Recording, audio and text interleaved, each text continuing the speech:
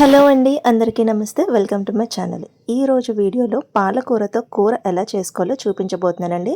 చాలా టేస్టీగా ఉంటుంది, అలాగే చాలా హెల్తీ ఫుడ్ కదా. సో ఇక్కడ నేను పాలకూర అయితే తీసుకున్నానండి, ఒక కట్ట. దీన్ని చిన్న చిన్న ముక్కలుగా అయితే మనం కట్ చేసుకోవాలి. సో ఈ విధంగా చిన్న చిన్నగా ముక్కలు కట్ చేసుకున్న తర్వాత ఉప్పు వేసి ఒక 2-3 సార్లు మనం బాగా వాష్ చేసుకోవాలి.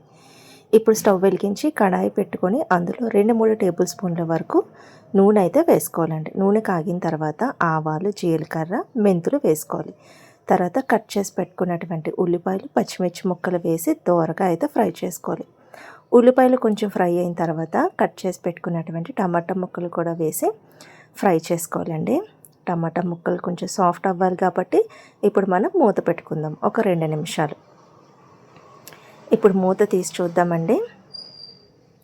సో చూసారా, టమాటాలు అయితే సాఫ్ట్గా అయినాయి కదా. ఇప్పుడు ఇందులో మనం కట్ చేసి పెట్టుకున్నటువంటి పాలకూర అయితే వేసేయాలి. వేసి ఇప్పుడు ఇందులో కరివేపాకు కూడా వేసుకొని మొత్తం అంతా ఇలా బాగా కలుపుకోవాలి.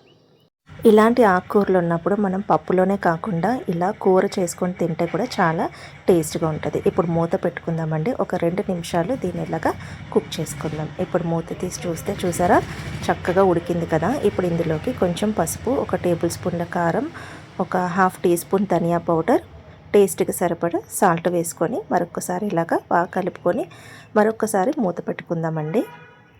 మూత తీసి చూద్దాము. సో చూసారా, కూర అనేది మనకి రెడీ అయిపోయింది కదా. సో అంతేనండి, ఎంతో టేస్టీగా సింపుల్గా అయిపోయే మన హెల్తీ ఫుడ్ పాలకూరతో ఇలాగ కూర చేసుకుంటే చాలా బాగుంటుంది. మీరు కూడా తప్పకుండా ఈ విధంగా ట్రై చేసి చూడండి. నా వీడియో కనుక నచ్చినట్లయితే ప్లీజ్ లైక్, సబ్స్క్రైబ్ చేయండి, అలాగే నన్ను సపోర్ట్ చేయండి. Thank you for watching. Bye.